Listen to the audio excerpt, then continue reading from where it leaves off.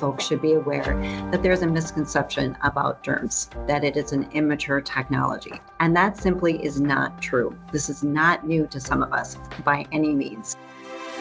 If you've been around long enough, you know the energy industry loves a shiny new object. Distributed Energy Resource Management Systems, or DERMS, land squarely in that bucket. The software's ability to autonomously control and communicate with millions of potential devices while facilitating power market participation could be the Swiss Army knife the energy transition so desperately needs. It's also a key enabler of virtual power plants, which have received a fair amount of hype on their own. But this rapidly growing market has created an environment of ambiguity. Even the acronym DERMS doesn't have a clear industry definition, creating an opportunity for half-baked solutions just waiting to cash in. So what's real? I'm John Engel, Editor-in-Chief of Factor This. On this episode, Linda Stevens, the Chief Strategy Officer for Smart Grids and Smart Cities at OATI, joins me to demystify DERMS. That's all next on Factor This.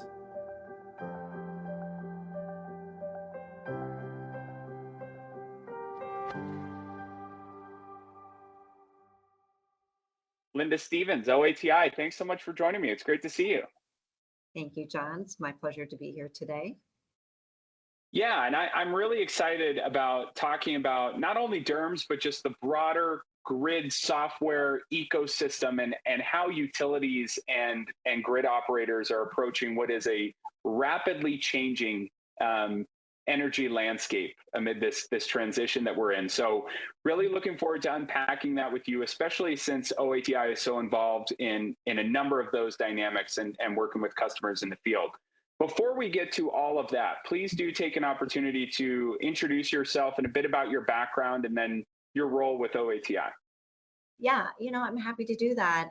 But before I jump into that, I have to say one word I really appreciate you mentioned was the term ecosystem, because that really is the world that we're entering into now. You've got a lot of systems that are interoperating and interplaying, to help support a much more dynamic grid than we've ever had before. So I appreciate your sentiments on that.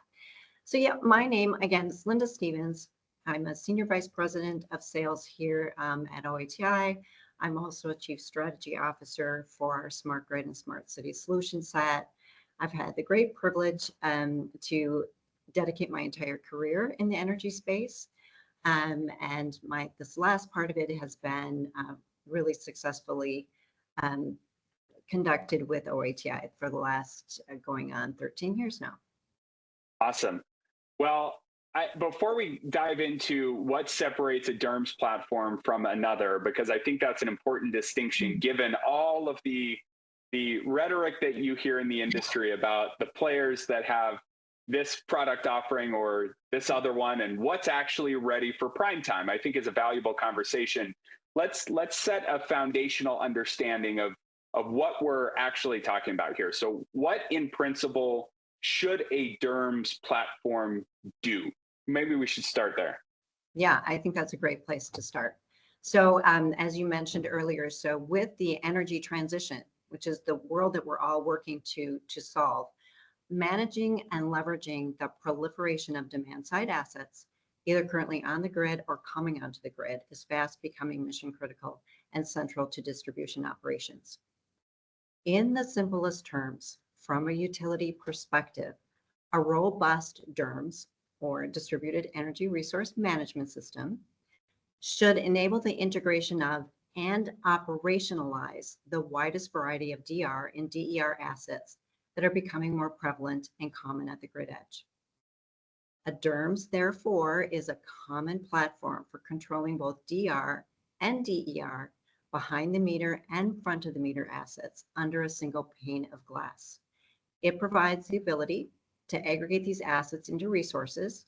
We call them virtual power plants, or VPPs, as well, and provides forecasting, scheduling, and dispatching capabilities for those assets. A robust DERMS should also consider the impact of those assets on the grid and perform measurement and verification functions to track the performance of the DER resources. And I think another key thing that really is central to a robust DERMS under the should category is, most importantly, a DERMS must model and manage both grid operations and the related commercial operations and contract parameters associated with the DERs. As most of the DERs are now customer owned as opposed to utility owned. So commercial operations are essential to tracking program performance as they support accurate customer infrastructure structures, that are needed to inspire customer enrollment. So that's essentially what a DERMS should do and does. That's super helpful, and I think important because DERMS, due to the opportunity with DERMS, has become one of these buzzy terms in our industry that means a lot of different things to a lot of different people and companies. And I think that's certainly reflected in the product offerings that you see in the market, in that, when you buy a box of Band-Aids, you know there are going to be Band-Aids inside. When you see a product offered as DERMS, you don't necessarily know what that DERMS is going to be unless you really open the hood. And there aren't a ton of offerings out there that will allow you to do that. So I think this is going to be a really helpful conversation. Something I want to pull out from what you were just talking about that I thought was really interesting, this concept of a single pane of glass. Explain that a little bit more for me. Yeah. So that reference really comes from the distribution operator's perspective. I've enjoyed a great career where I've had the opportunity to tour a lot of control centers. And I can share with you that from a real-time grid ops perspective, an operator will have many system displays or panes of glasses from which to work from. They need a lot of data and they have to navigate a lot of systems. And too many panes of glass and too many systems can just be clunky in a real-time control room environment. So less is more sometimes. However, utilities can provide tools that group the relevant data sets into a common platform, like a truly robust DERMS that handles both DR and DER assets behind the meter and front of the meter, commercial ops and grid ops. That's what I mean by condensing things down into a common pane of glass. Now, that reference also relates to an enterprise class DERMS. It's one of those terminologies that we're starting to hear in the industry. So an enterprise class DERMS, we need to understand its role that it plays within the utility operations. It is the single platform system that interacts with other types of DERMS, the wholesale market, various legacy systems, and is the single source of validation and settlement across all aggregators and curtailment service providers. And it really becomes the utility's single system of record. Again, trying to get that that commonality across all things. So it's a type of a DERMS that bridges the conventional IT/OT structures, orchestrates Venn nodes, and will be used for both commercial and grid ops that increasingly rely upon non-utility owned DERs. Was that helpful? No, that's super helpful. And I think we'll get to it a little bit more later on in the conversation, but I like the metaphor of the single pane of glass, because you start to think about too many cooks in the kitchen. And Yes. You are seeing within the market a lot of software stacking, where you are using so many different vendors for a number of different responsibilities, which is fairly common in ways, but the interoperability that you're exposed to and have to identify potential, critical challenges that come along with the tangling of the web, to use another one, of Yes. all those different pieces of software. So I know we'll get to that a little bit more later. But when we talk about a DERMS platform, so the specific assets that are being managed, help me understand what we're talking about here, and maybe some of the more popular ones that a DERMS is interacting with. Yeah, so as I stated previously, a really robust DERMS solution should manage both DR and DER assets. And there becomes a little bit of an interesting, sometimes utilities will ask for a DRMS, a demand response management system, and some will ask for a DERMS. And really a robust DERMS will consider a DRMS as just a subset of a DERMS. So both should be prevalent in a real DERMS. And again, a DERMS should handle both behind the meter or BTM and front of the meter or FTM assets, which are more typically utility owned. And again, it should fully support residential and commercial industrial customer classes. Now, common types of BTM assets are still, as an example, smart meters, or smart thermostats. They're on the rise. A lot of us homeowners are starting to adapt them, and many utilities are seeing the advantage of being able to harness those assets as well for grid benefits. So very popular asset, still smart thermostats. Other common BTM assets include customer-owned generators. We see the rise of these as we have really major storm threats. As storms roll through and knock out power, you see a lot of customers moving toward getting their own customer-owned generators. So utilities can take advantage of those. Water heating loads are still popular, heat pumps, irrigation booms. Residential EV charging is definitely on the rise. And I think one of the more popular, I'll say trending asset types that we see this year, really popular in the DERMS space to be managed, are residential home battery packs as well. And there's a lot of players coming onto the market with those. Now, from a front of the meter asset standpoint, very common assets are large battery energy storage systems, solar plus storage sites, and microgrid based assets. A great example of that is we see a lot of our utility clients starting to put large batteries, locating them next to large EV charging site loads to help them with grid infrastructure. And that's a great solution because you can put a nice hyperlocal controller on that battery so that it orchestrates a nice dance with the EV charging load. But then that battery can be integrated with the DERMS as well, so that the utility operator can use it when it's not being used for the local EV charging load. So those are some pretty common asset types that a DERMS will interoperate with. Excellent. So it sounds like the big takeaway here is that it has to be able to play with everything. They can't necessarily pick and choose. Yes, that's right. We want to offer the world to utilities because it's there. They can take advantage of all kinds of different assets. So let's pull on the thread of the enterprise DERMS a little bit more. And you were talking about that earlier, because I think it's important when you talk about the Swiss Army knife that a DERMS can be, and figuring out what that perfect solution is for a utility that has a number of different demands. There does seem to be this industry movement to classify DERMS into various specific use cases or categories. Is that what you guys are seeing? And maybe help me understand how you're approaching that. Yeah, that's a great question. Yes, I've seen these classifications emerge, and really within this last business years, you really see them coming on strong. Most often, though, I see them associated with more complex utilities, maybe the investor-owned utilities for sure, and the larger municipal-owned utilities as well, that have really entrenched IT and OT systems. That's where we really see a lot of these categories emerging. I don't see categories as often with rural electric cooperatives, G&Ts, or smaller munis. They just say, I need a DERMS.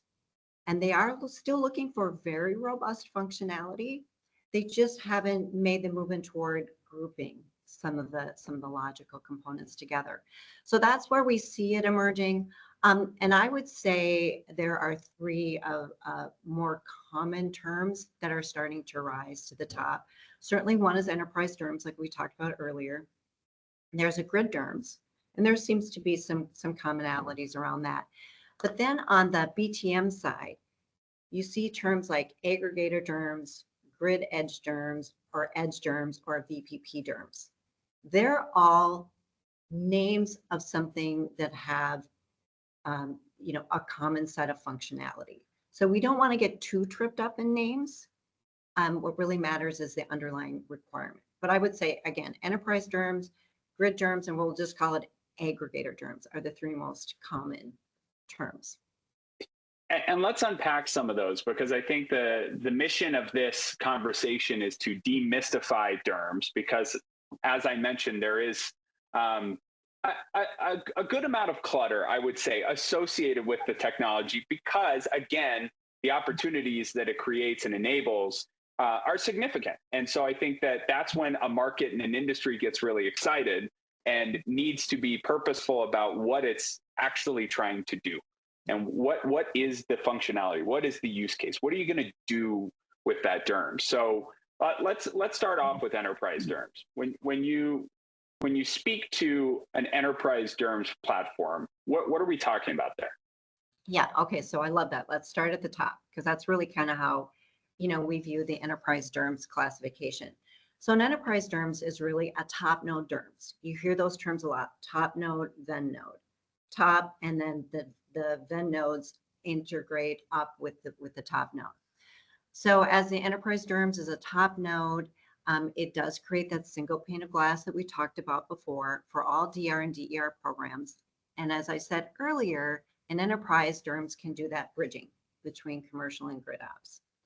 Interesting, though, is an enterprise DERMS, a really robust one, can either directly manage, control, and dispatch select DR and DER assets and programs itself directly, and or here's the cool part: incorporate, integrate, interoperate, orchestrate. You pick the word, but it's all about embracing and orchestrating and working with other third-party aggregator systems. Again, to create that, to declutter the control room and get to a common DR/DER system for streamlined operations, right? So then the enterprise DERMS, again, is then the single common point that interacts with aggregators, edge DERMS, grid DERMS, brings all that data into a common spot. It becomes the common place that interacts with the wholesale market. Again, goes wide, integrates with various legacy systems, and is a single source of validation and settlements across all those different players. So that's really what the enterprise DERMS is it's the main orchestrator, bringing all these different systems in together. Yeah, so that's the enterprise DERMS view. No, that's helpful. And that's kind of another layer to that single pane of glass conversation that we were having earlier, and wrapping in all these different tools into a more of a singular and central system. So grid DERMS, and I think this is maybe the bulk of what people think about when they're talking about DERMS, if I'm not mistaken, but I'm curious, like, how you define that in how the market and different players shake out. What are we talking about with grid DERMS? Yeah, well, I'm happy to kind of, again, share OATI's perspective on what a grid DERMS is. Before I do that, I do want to, there's one comment that I want to share with my one of my utility clients in the investor-owned utility space. When we were having the conversation about an enterprise DERMS, he said to me, "Linda, how many DERMS systems do I need to have in this utility?" I went, "Yeah, that's a great question. I don't have the answer for you, but that's what an enterprise system does, is it allows some freedom of choice for different pockets of functionality, but to be able to come together into a common viewpoint." So I think that was a relevant comment to share. So, a grid DERMS. So a grid DERMS tends to be very grid ops centric. It's tightly related to an ADMS. It has real-time visibility into system operations via a distribution SCADA or an ADMS. And it has forecasting and awareness and control of dispatchable DER assets as well. The grid DERMS tends to solve things from an ADMS viewpoint. So the grid DERMS provides information directly to the ADMS about the DERs and the DER forecasts based on the ADMS needs. Furthermore, a grid DERMS tends to be more closely tied to large front-of-the-meter utility-owned assets, just given that they are direct grid connected. So that tends to be what a grid DERMS is. So generally speaking, an aggregator DERMS is, again, leans toward the customer-owned behind-the-meter assets or grid edge, and it's very grid edge focused. So it tends to handle all the customer-facing functions when you're working with behind-the-meter assets, including an end consumer engagement and enrollment platform. It still does DER forecasting, dispatch, and control of the assets by the utility. It handles customer notification, and it does the performance calculation and billing determinants for the programs. But again, more oriented to BTMs as opposed to FDMs.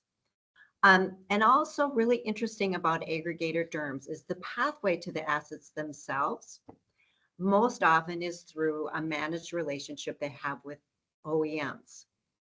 So aggregator DERMS can offer smart thermostats available for control to the utilities, but they're not controlling every single thermostat.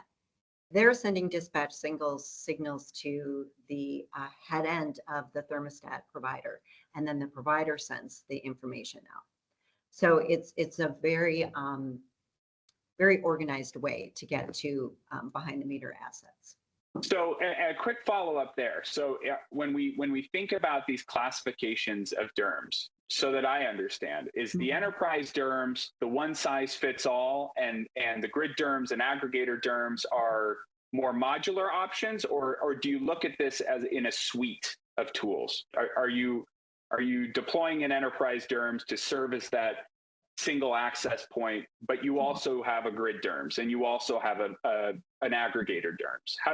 How does that puzzle come together? Yeah, so I'm still going to go back to, it depends on the utility itself and the use case. So again, not all utilities are grouping these functionalities together. You have less complex utilities that just don't have those functions broken down. And in that case, you can have a single very robust DERMS that does integrate with an ADMS and does offer OEM-based programs and does a whole bunch of stuff just in and of itself, without the need of another system. But as you move into more complex utilities that maybe have deployed a grid DERMS, or they have one or two of their favorite aggregator DERMS, they've got smart thermostats over here and maybe batteries over here, and they don't want to rip and replace. But they're starting to feel that pain of, I need a common place for all this stuff to go to because I've got scattered thinking and scattered systems, and I can't get, my aggregators don't know how to get to the market, and my DERMS doesn't know how to talk BTMs. That's the perfect opportunity for an enterprise level DERMS to come in and really bring it all together and orchestrate that single DER viewpoint.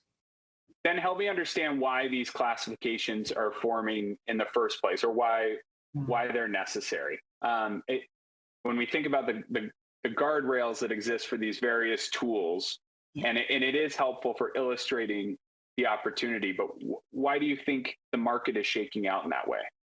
Yeah, well, I mean, I think there's really two reasons behind that.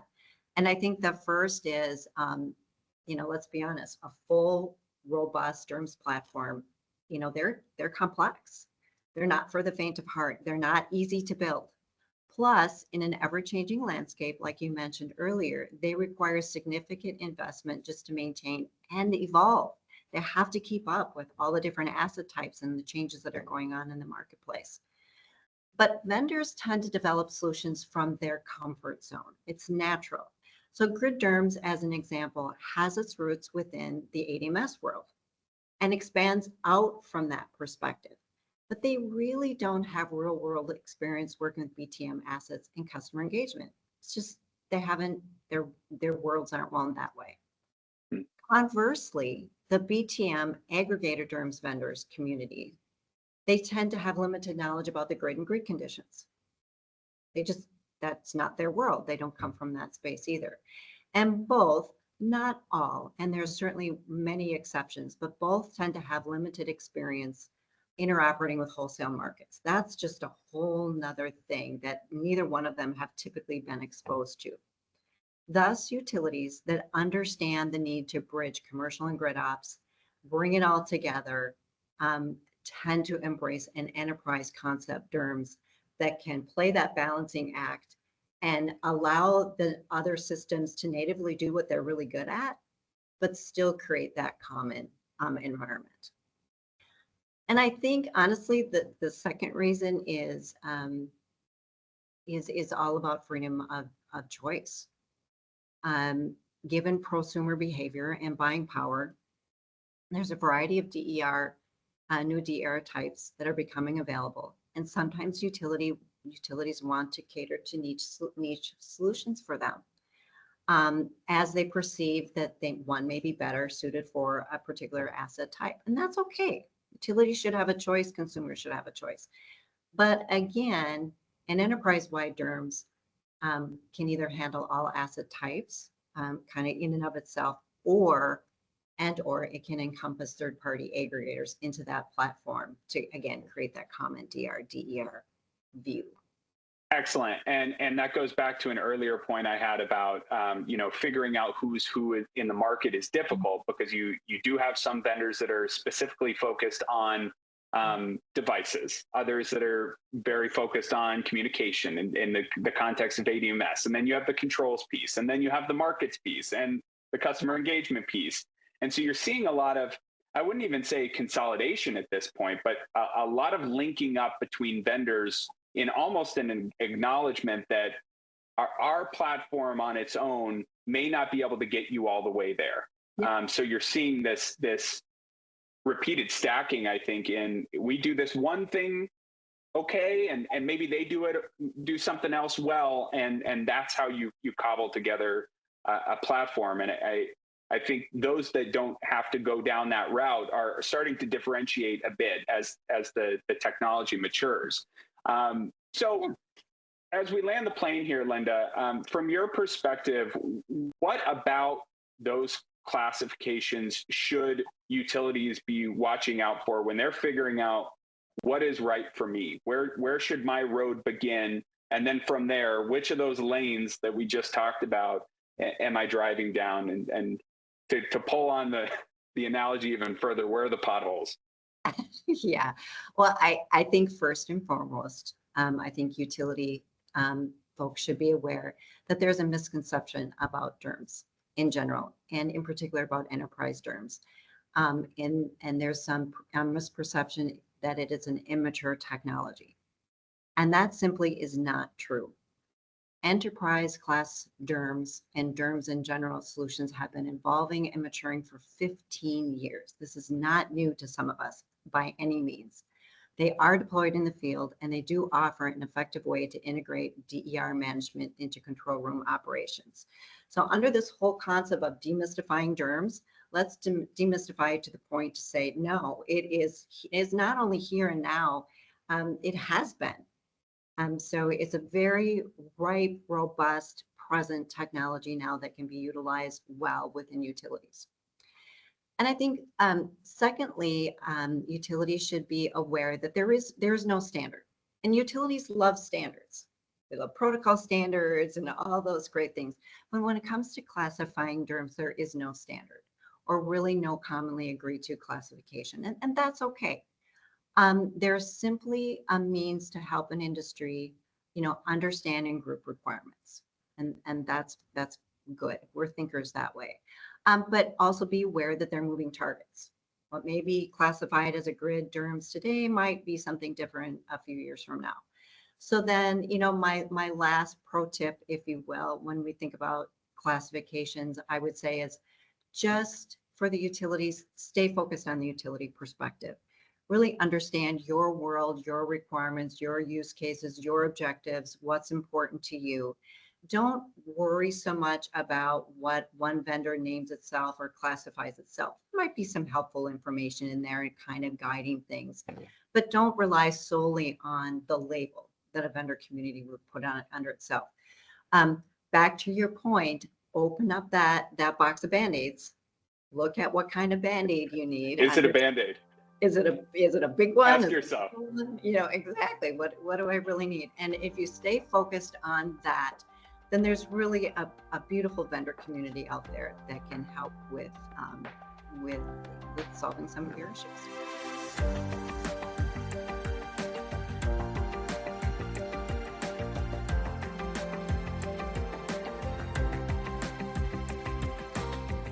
Thanks again to Linda Stevens for joining the podcast. Make sure to check out the all-new FactorThis.com for the latest news, commentary, and technical analysis on renewable energy and the power grid. And don't forget to subscribe to this podcast and our free newsletters. Thanks for listening, and we'll see you next time on Factor This.